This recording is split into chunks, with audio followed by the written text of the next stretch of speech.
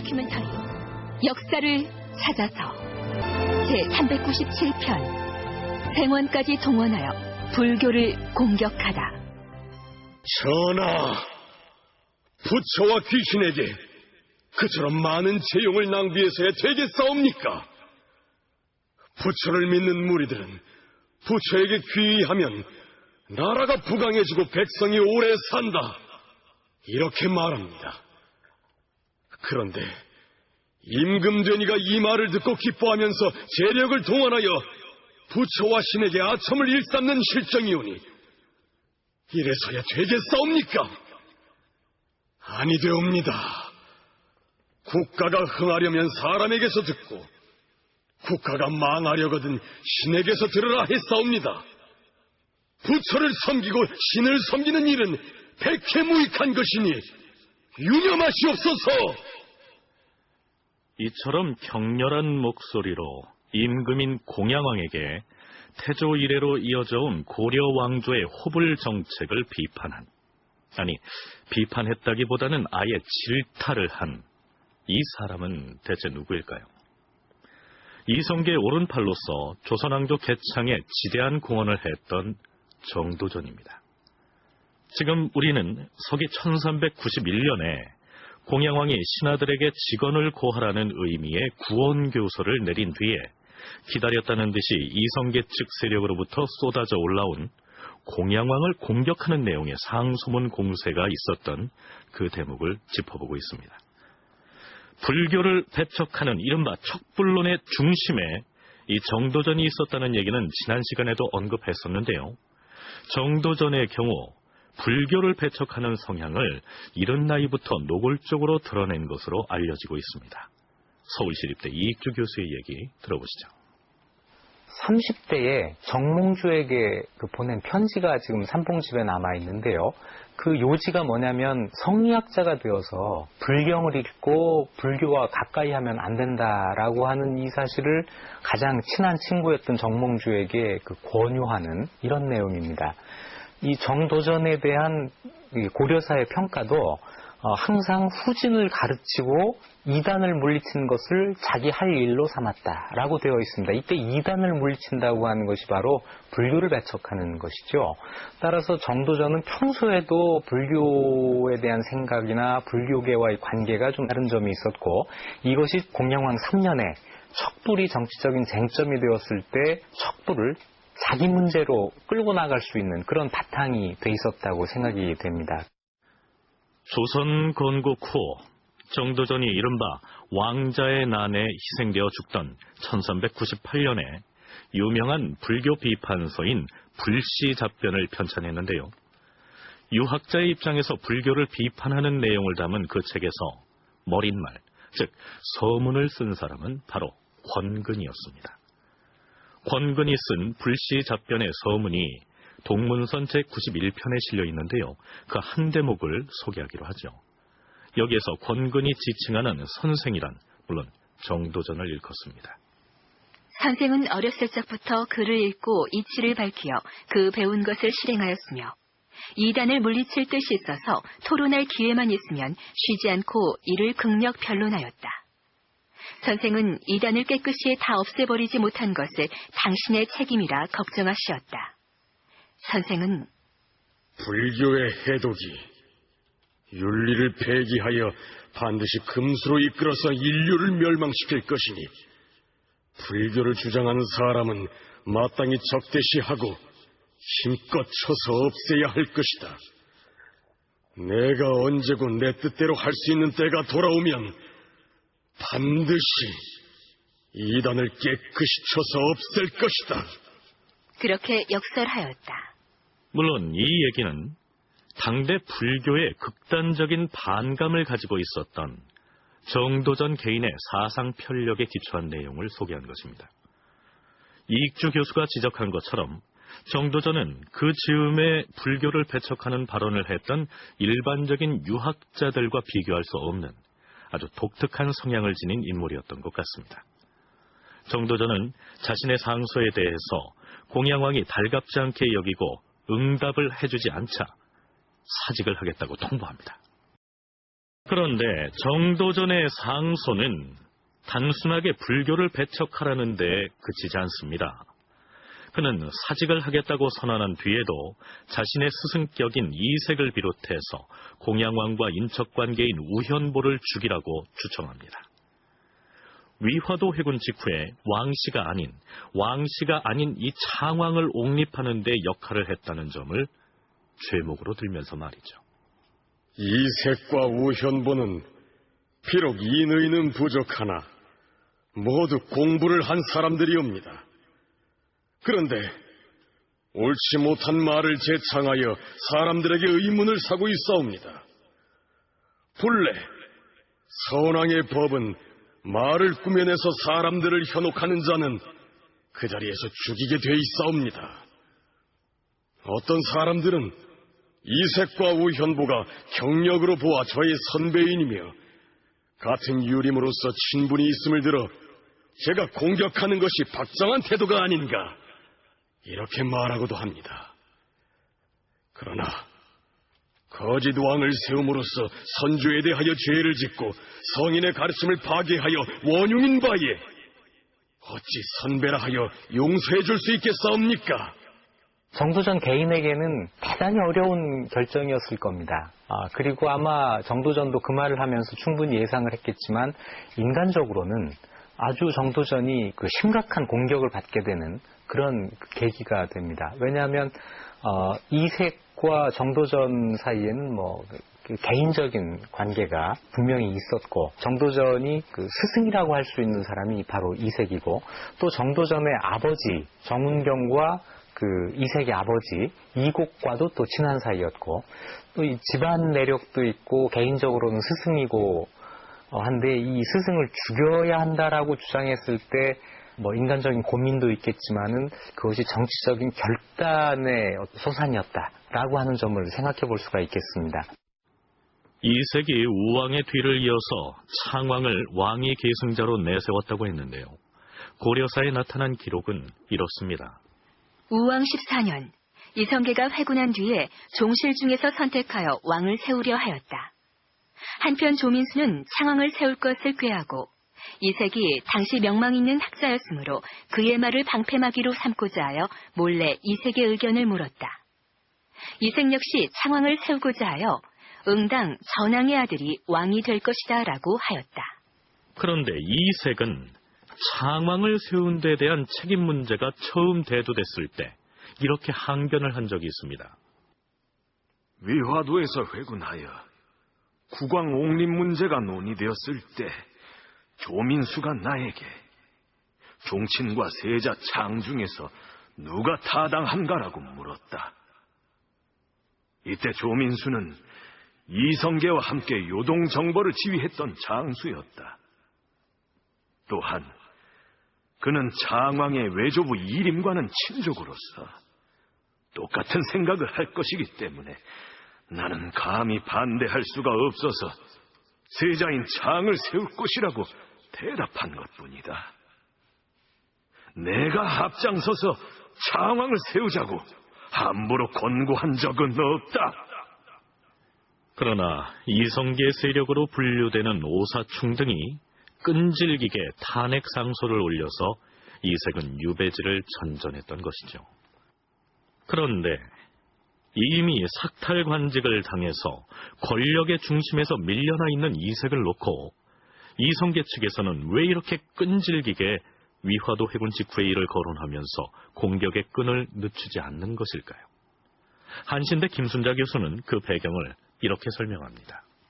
이색은 이제 유학의 우두머리다라는 유종이라는 칭호를 듣던 사람입니다. 그리고 우현보는 공양왕하고 인척관계에 있는 사람입니다. 그러면서 이 두 사람은 재상직에 있는 사람입니다. 한나라의 재상은 이 고려 말 시기에는 재상이 한 명은 아니고 여러 명입니다만 재상은 국왕을 직접 도와서 정치의 잘잘못을 결정하는 아주 중요한 사람입니다. 그런데 이 두 사람을 따라다니는 무리, 정도전의 입장에서 보면 두 사람들이 다 부당한 무리입니다. 그런데 이색하고 우현보를 추종하는 사람들이 이 시기에도 상당히 많았던 것 같습니다. 고려사에는 이색이나 우현보 등을 비판하는 내용의 상소문은 그 전문을 모두 실어놓고 있지만 이색을 편들고 이성계를 비판하는 내용의 상소문은 찾아보기가 어렵습니다. 사실 정도전이나 조준을 비롯해서 이성계 편에 선 신진사대부들이 불교를 비판하고 또 이색을 탄핵하는 등의 상소를 쏟아냈을 때 그것들을 공박하는 반대편 사람들의 상소문도 무수히 올라왔었겠지요.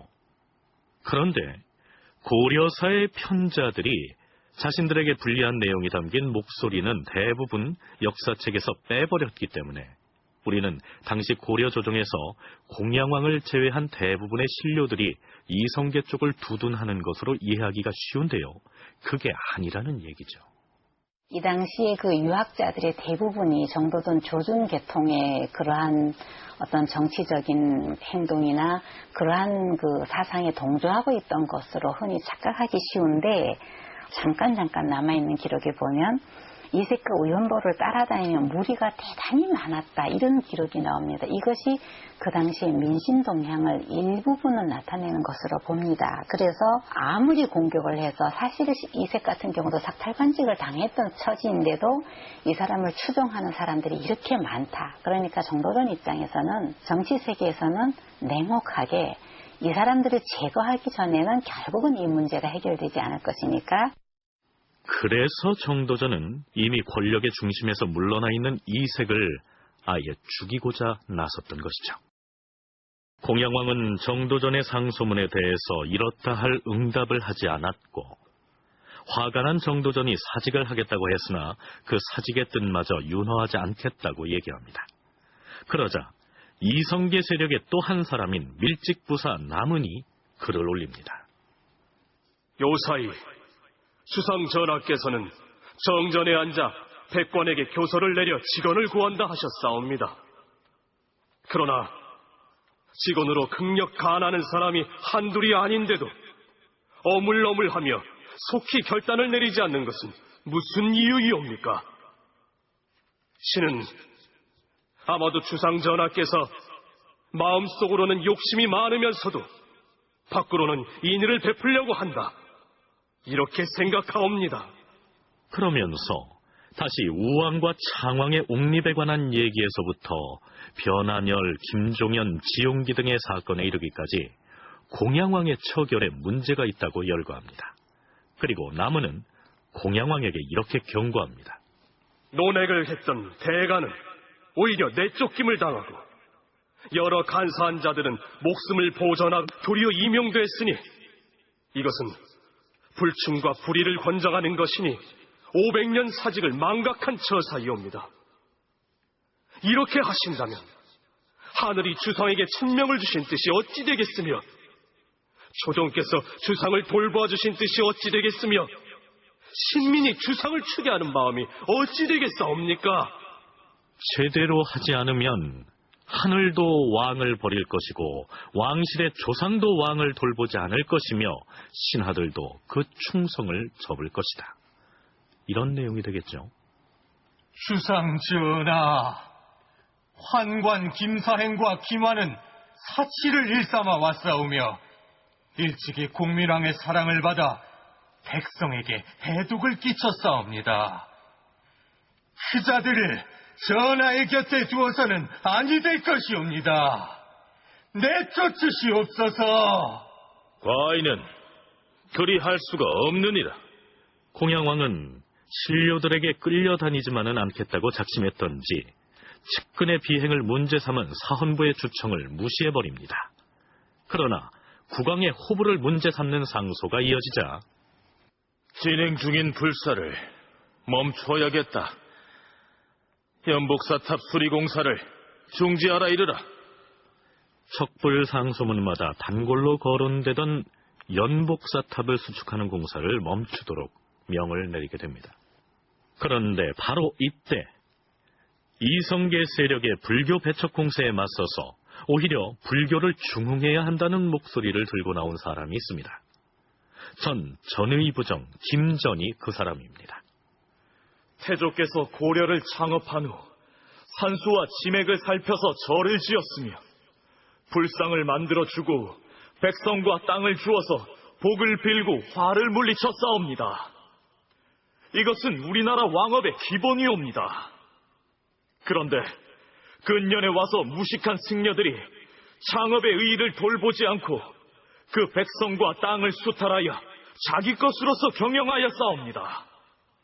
그리하여 위로는 부처를 공양하지 않고 밑으로는 승려들을 부양하지 않아 싸웁니다. 이는 승려로서 불법을 망치는 것이옵니다. 비록 그렇다고는 하나 지금 견식이 천박한 미친 유생들이 사만의 대체를 돌보지 않고 절을 부수고 중을 배척하는 것을 그들의 주장으로 삼고 있사옵니다. 태조가 이 나라를 창업할 때의 깊은 지혜가 어찌 어린 유생들의 계책만 못하겠사옵니까?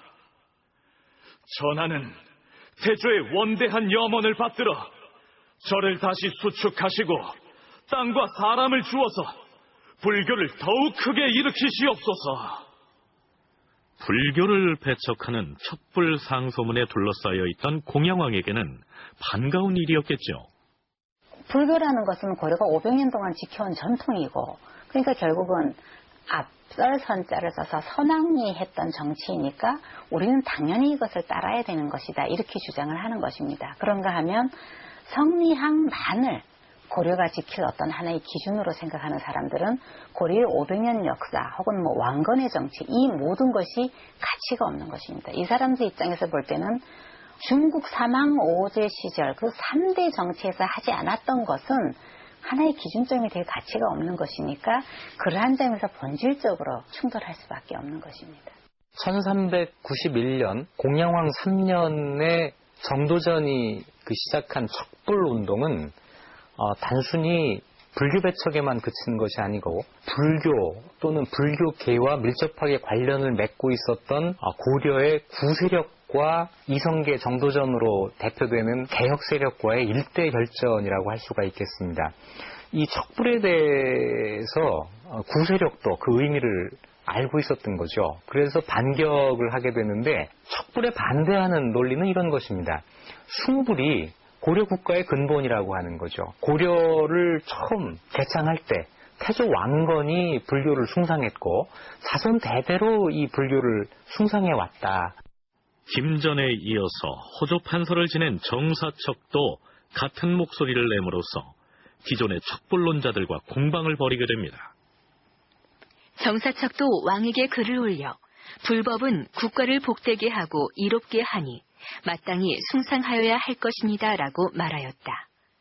왕도 그의 말을 옳게 여겼다. 많은 사람들이 왕이 불교를 좋아하는 것을 폐해라 하여 지적하였는데 김전과 정사척이 왕과 마음을 맞추었으므로 예문 춘추관에서는 그들이 왕에게 아첨하는 말을 하였다 하여 그 죄를 탄핵하였다. 척불상소의 하이라이트는 김전의 불교 중흥론을 질타하는 박초의 상소문이었습니다. 그런데 이 박초는 성균관의 유생신분이었습니다. 요즘으로 치면 국립대학에 재학 중인 학생인 셈이죠. 박초의 이름으로 올려진 이 장문의 상소문은 그 전문이 고려사 조료에 실려 있습니다. 소를 올리는 데에는 일정한 절차를 거치게 돼 있는데요. 일개 유생이 국왕에게 상소문을 올렸다는 것도 이채롭지만 그 유생의 상소문이 고스란히 사서에 올라있는 경우도 고려 역사 전체를 놓고 볼 때 유례가 없는 일입니다. 그의 상소문 중에 몇 대목을 소개하겠는데요. 유학을 가르치고 배운 성균관의 유생이 올린 그림을 잘 보여주는 대목이 있습니다. 전하, 맹자가 양주와 묵적을 배척하고 공자를 높인 이후로 한나라의 동중서와 당나라의 한인, 송나라의 정자와 주자가 모두 유학을 붙들고 이단을 배척하여 천라만세 군자가 되었으나 완한석과 장천각 등은 불교를 일으키고 풍속을 바꾸어서 천하만세 소인배가 되었사옵니다. 척불 상소가 올라오기 시작하니까 이제 여러 사람이 척불에 동조하는 글을 올리게 되는데 흥미로운 것은 전부 성균관에 있는 사람들이라는 겁니다. 성균관의 교수죠. 성균 박사 또는 성균 생원이면 성균관의 학생이 되는데 성균관에서 가르치는 사람과 배우는 사람이 전부 척불이라고 하는 점에서는 아마 같은 뜻을 가졌을 겁니다.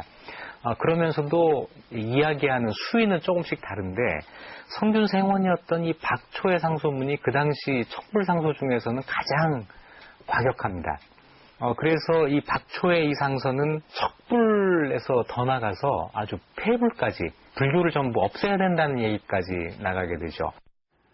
이 상소문에서는 불교를 아예 없애되 그 정리를 어떻게 해야 하는지에 대해서까지 구체적으로 제시하고 있습니다. 불교를 믿는 사람들은 강제로 고향으로 돌려보내고 병역에 충당하게 하며 사찰은 민가로 만들어서 호구를 증대시키고 불서들은 모두 불태워서 그 근본을 영구히 근절시켜야 할 것이옵니다. 사찰의 전답은 군대에 귀속시켜서 군량을 넉넉하게 하고 불상과 기물로는 갑옷과 무기를 만들며 이 사람이 주장하는 건 승려를 전부 다 없애라. 그래서 이 사람들을 일반 민간의 어떤 평민으로 다 돌려라. 그래서 호구를 증대시켜라라고 주장을 합니다. 실제로 나중에 고려 말 조선 초에 이 정책을 씁니다. 그래서 그 당시 고려 말의 그 승려의 숫자, 그 환속된 승려의 숫자가 어느 정도였을지 모르지만 사람들에 따라서는 5만 10만은 거뜬히 되지 않았을까. 남자 장자들이 5만 10만 명 정도의 인구가 갑자기 늘어난다면 인구 수도 늘어나는 것이고 국가에서 세수입도 늘어나는 것이죠. 그걸 주장을 하고 있고 그 다음에 이 사람들 다 승려를 없애고 환속을 시킨 다음에 이 사람들에게 병력을 지어라라고 얘기를 합니다.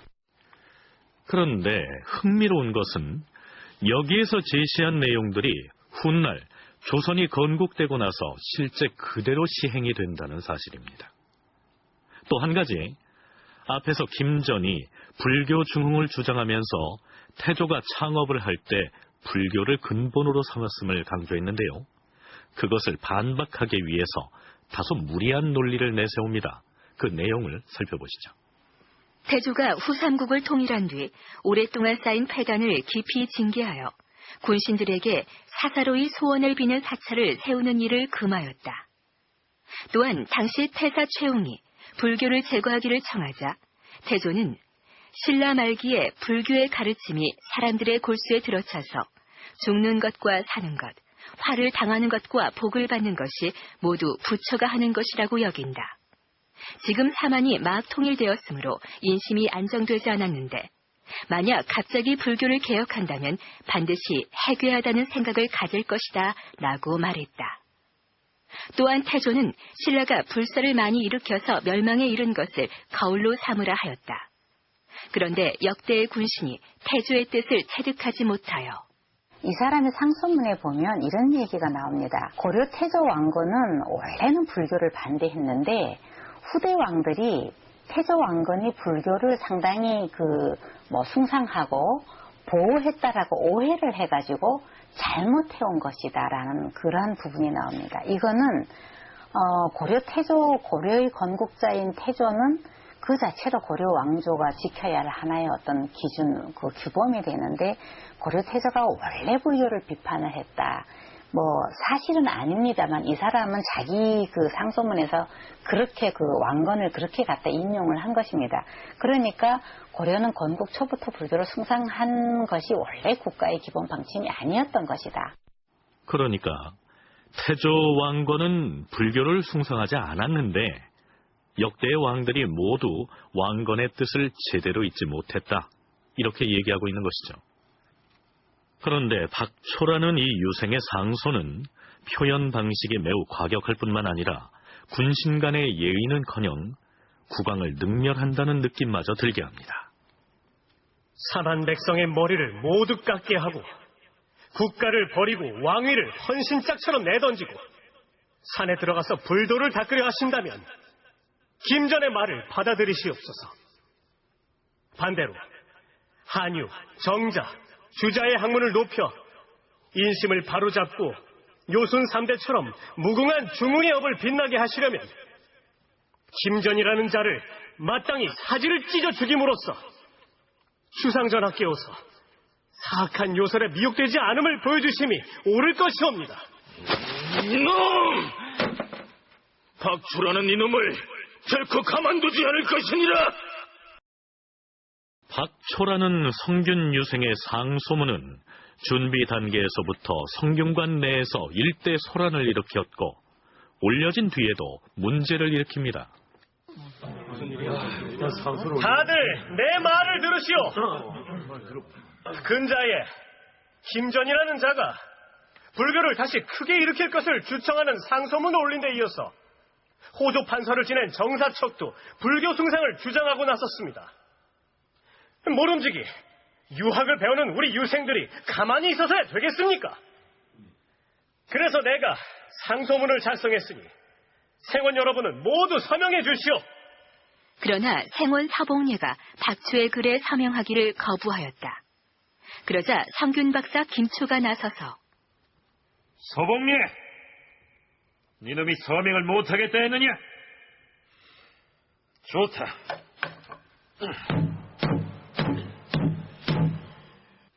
이 북소리가 뭘 뜻하는지 알고 있으렸다. 서복례, 너는 퇴학이다. 썩 나가지 못하겠느냐? 박사 김초가 북을 치면서 생원 사복례를 내쫓았다. 이때 성균사의 유백순이 박초 등이 글을 올리는 것을 만류하였으나 듣지 않으므로 지신사 성성룡에게 알려서 박초의 글을 위에 올리지 말라고 말하였다. 그러자 박초 등이 생원들과 의논하였다.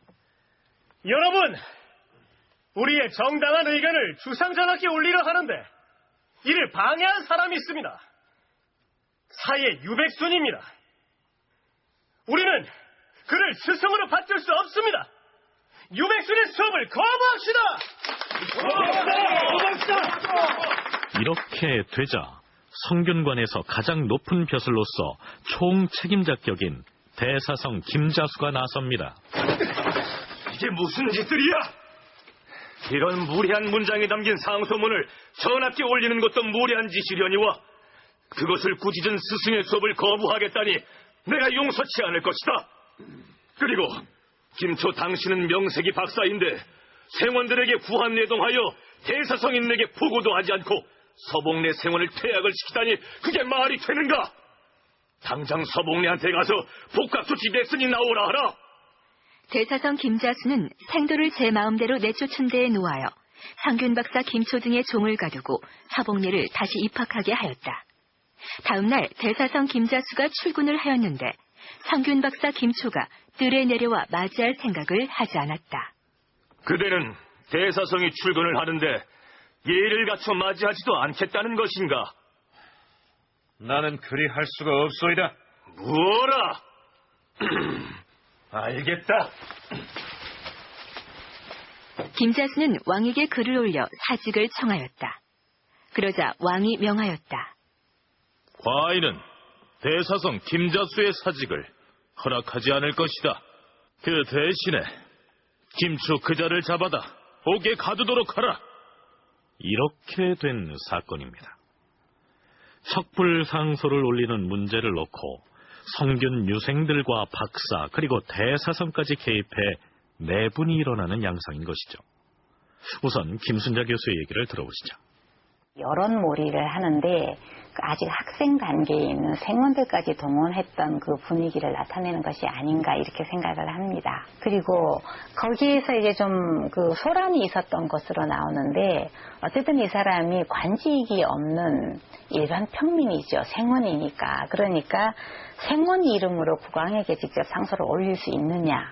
그럴 경우에 관직 자리인 예를 들면 김자수 같은 사람이 나오는데 뭐 성균 박사 혹은 뭐 사예 이런 관직 직책에 있는 사람이 아무것도 아닌 이 일반 생원이 올린 상소문을 내가 국왕에게 다시 전달해야 되느냐.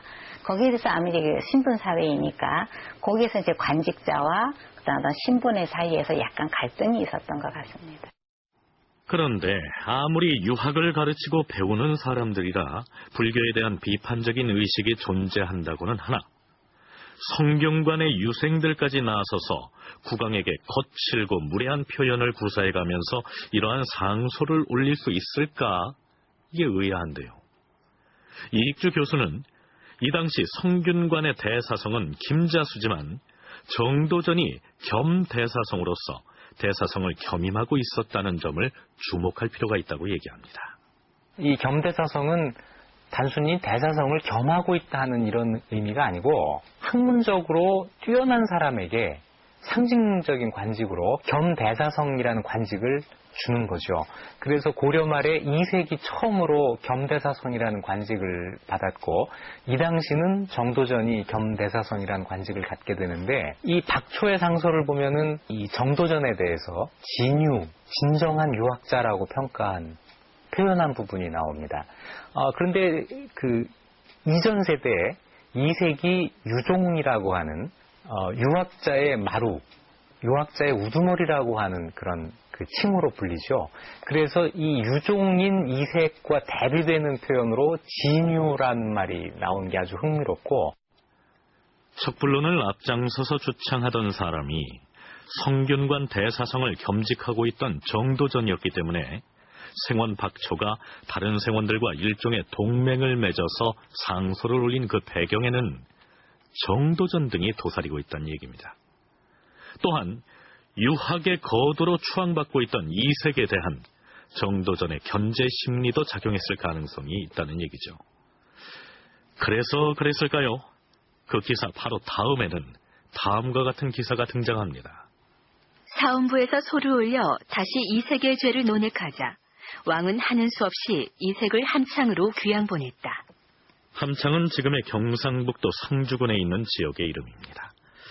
이색은 오랫동안 유배지를 전전하다가 공양왕으로부터 사면을 받아 돌아왔는데 얼마 지나지 않아서 또 귀양길에 오른 것이죠.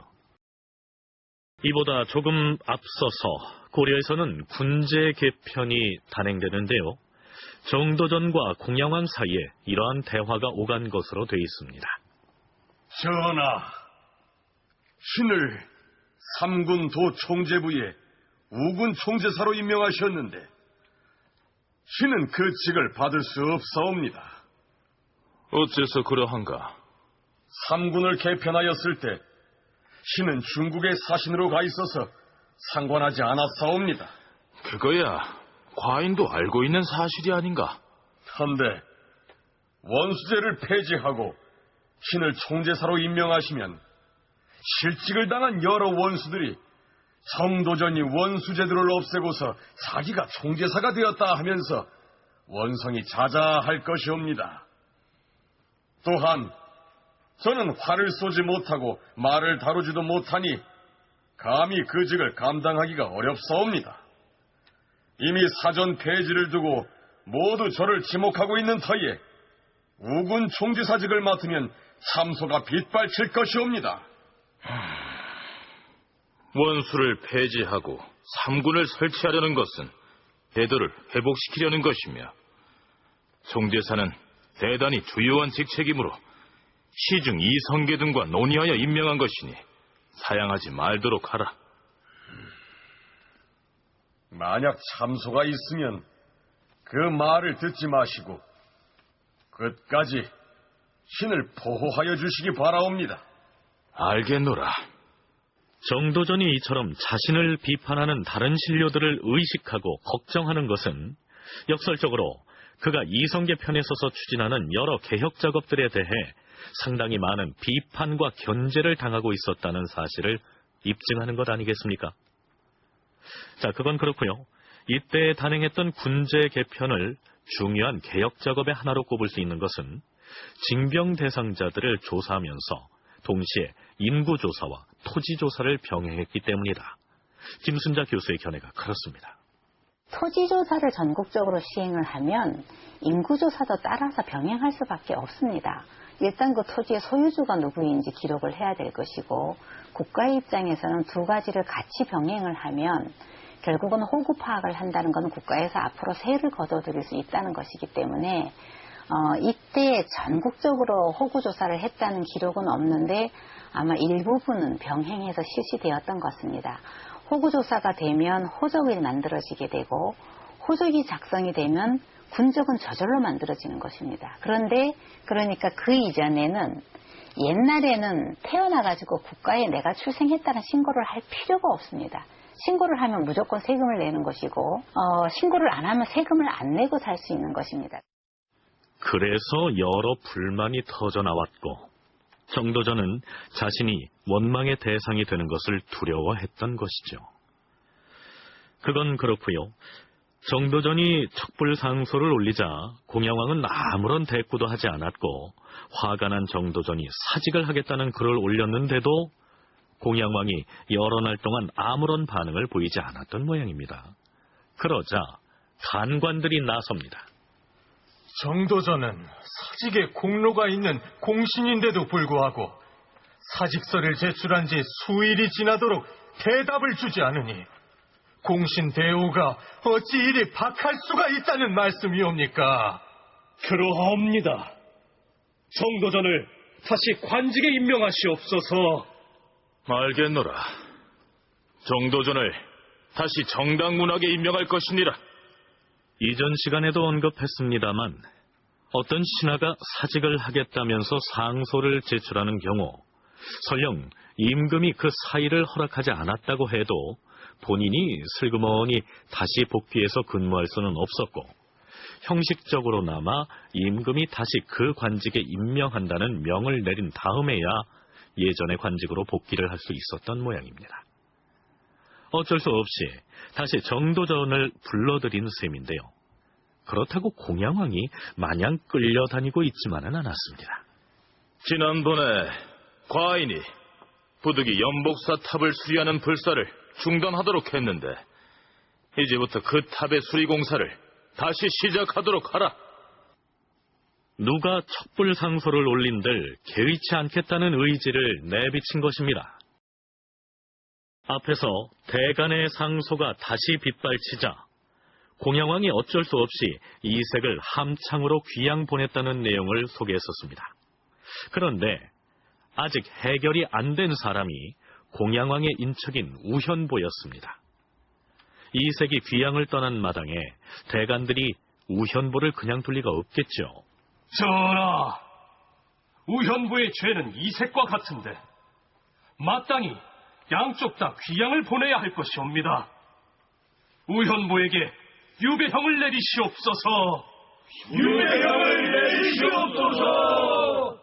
대관들이 우현보를 탄핵하는 상소를 3번이나 올렸으나 왕이 상소문을 모두 궁중 안에 두었다. 대관들이 왕을 직접 면대하고자 청하니 하는 수 없이 그를 철원으로 귀양 보냈다. 그런데 사직서를 내고 출근을 거부하고 있던 정도전은 공양왕이 다시 정당문학으로 임명하고 돌아오라고 청했는데도 말을 듣지 않습니다. 드디어 공양왕이 대언 안원을 보내서 간청을 하자 그제서야 돌아오는데요. 관직에 복귀한 정도전과 공양왕 사이에 설전이 벌어집니다. 우현보의 죄를 논핵하였는데 아직도 그가 죄가 있다고 믿는 것인가? 그렇사옵니다. 우현보의 죄상은 신이 이미 상소문에서 밝힌 바와 같사온데 정도전은 전에 상소한 뜻과 같다면서 그 죄목을 자세히 대답하였는데 폭포처럼 거침이 없었다. 이색은 그 죄상이 조금 드러났지만 우현보의 죄는 아직 명백하게 드러나지 않은 것 아닌가? 이색의 죄는 이미 드러났으니 마땅히 극형에 처하여 불충한 죄를 보여야 될 것이며 우현보 같은 자는 죄상이 명백하지 않기 때문에 대간이 번갈아 글을 올려 먼 지방으로 귀양 보내기를 청하여 싸우니 신 또한 마땅히 선인과 악인은 한데 섞여 있어서는 아니 될 것이라 생각하옵니다. 이색과 우현보의 일은 더 이상 논하지 않도록 정지시킨 지가 오래됐음에도 지금도 소를 올리는 자가 있으니 바로 경이 소를 올렸기 때문에 따라하는 것이 아닌가? 경이 요즘에 과인을 만나려 하지 않는 것 또한 그 일 때문이 아니던가? 군신의 의는 부자지간의 그 정의와 같은 것이옵니다. 아버지가 아들의 불효를 꾸짖고도 그 이튿날 또 사랑하기를 그 전과 같이 하는 것은 천리는 가릴 수 없기 때문이옵니다. 주상께서 지금은 비록 신을 꾸짖지만 뒤에 만약 진심으로 신을 임용한다면 신이 감히 분발하여 힘을 쓰지 않겠사옵니까? 지금 농사철을 당하여 오래도록 비가 오지 않았사온데 주상께서 저를 불러 면대하여 의논하시니 하늘이 곧 비를 내린 것이옵니다. 그 전에는 장마가 심해서 벼가 여물지 못하였는데 주상께서 신을 불러 정사를 의논하자 장마가 곧 개었사옵니다. 주상전하께서는 어찌 생각하시옵니까?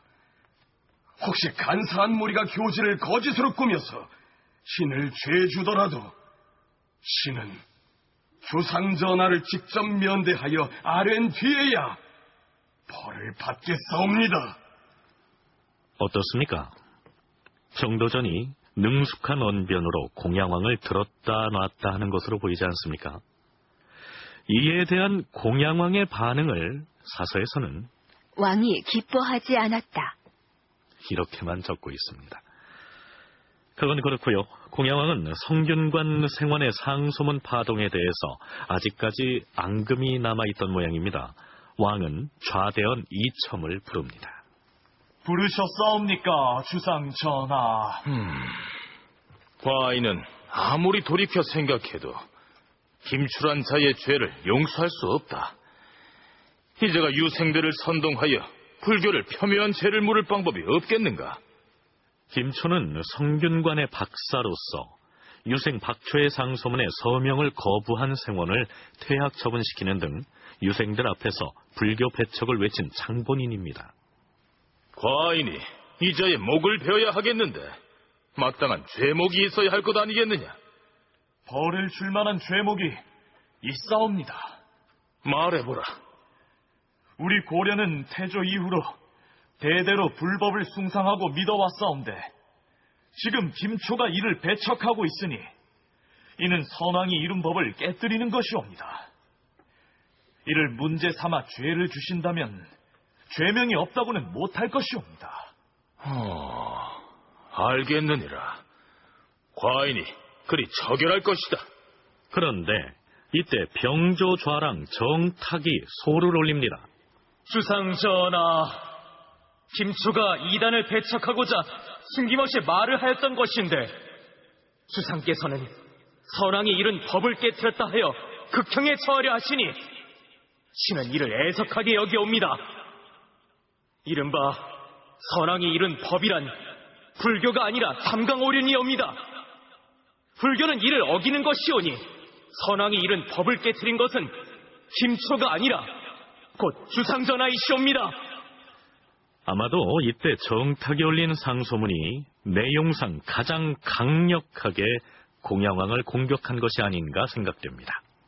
고려의 500년 조상들의 정치를 규범으로 삼아 왔었습니다. 그리고 그것을 정면으로 부정한 적은 없었습니다. 이 이전에는. 그런데 이 상소문에서 보면 그것이 잘못이라고 얘기를 합니다. 그리고 우리가 지켜야 하는 선왕의 그 제도라는 것, 이건 이제 한자로 써서 선왕성전 이렇게 씁니다. 선왕성전은 오로지 유교에서 얘기하는 삼강오륜밖에 없다. 그러면 불교는 삼강오륜을 어겼지요. 뭐 부모 자식 간의 관계도 부정하고 결혼을 안 하니까 부부관계의 그 윤리도덕도 어기는 것이니까. 그러니까 불교는 삼강오륜을 어긴 것. 근데 불교를 숭상하는 사람, 국왕인 공양왕, 당신도 삼강오륜을 어긴 것이다. 그러니까 선왕성전을 어긴 사람이니까 당신은 국왕으로서 곤란하다. 이런 주장을 하고 있습니다.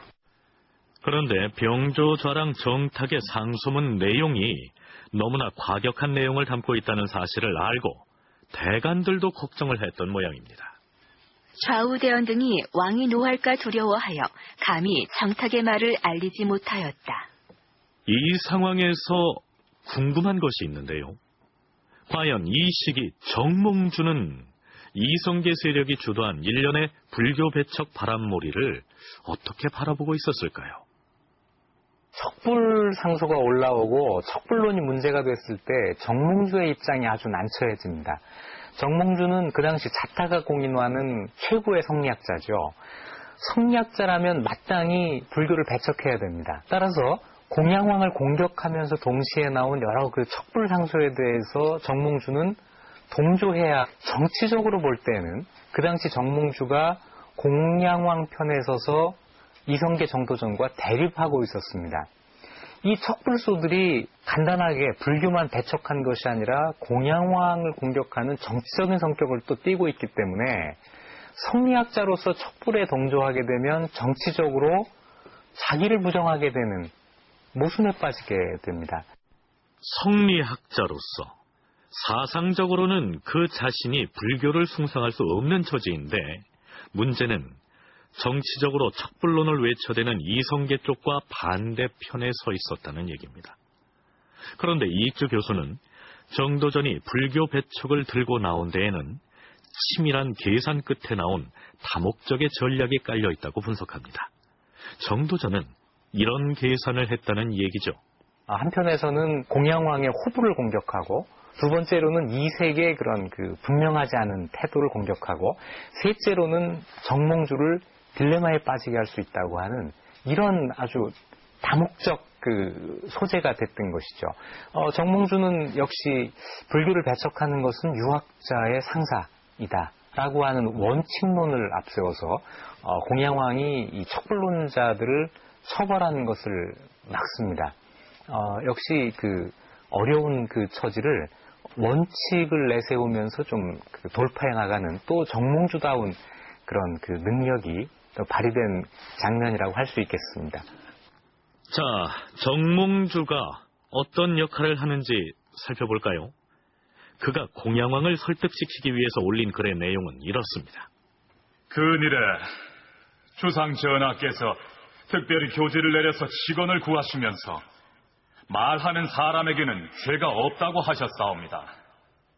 이래하여 여러 관원들이 번갈아 글을 올려 정사의 잘잘못과 백성의 기쁨과 근심을 논하였사옵니다. 그러나 성경관의 박다와 생원 등이 이단을 배척하는 문제로 글을 올려 발언하는 가운데 말을 삼가지 못하여 전하의 노여움을 범하였으니 조정의 신하들은 두려움을 견디지 못하고 있사옵니다. 신등이 생각건대 불교를 배척하는 것은 유학자의 떳떳한 일이므로 옛날부터 군왕이 이를 버려두고 논하지 않았사옵니다. 전하의 관대한 은혜로서 보잘것없고 망령된 유생을 너그럽게 용납하시기 바라옵니다. 원컨대 모두 용서하여 나라 사람들에게 믿음을 보이시길 바라옵니다.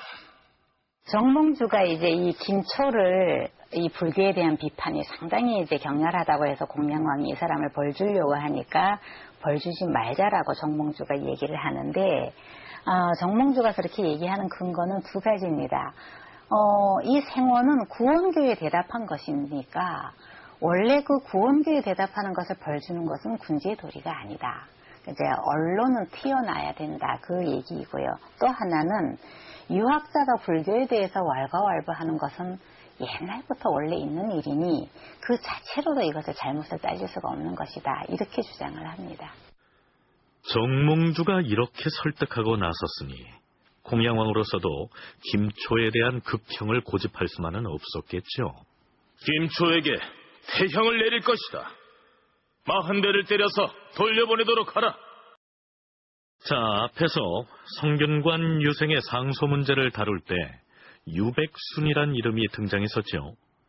유생 박초가 불교를 배척하는 내용의 상소를 올리려 하자 이를 적극 만류했던 사람이 바로 사예 유백순이었습니다. 그런데 그 유백순이 왕족인 술령군 왕담을 만나 사담을 나눕니다.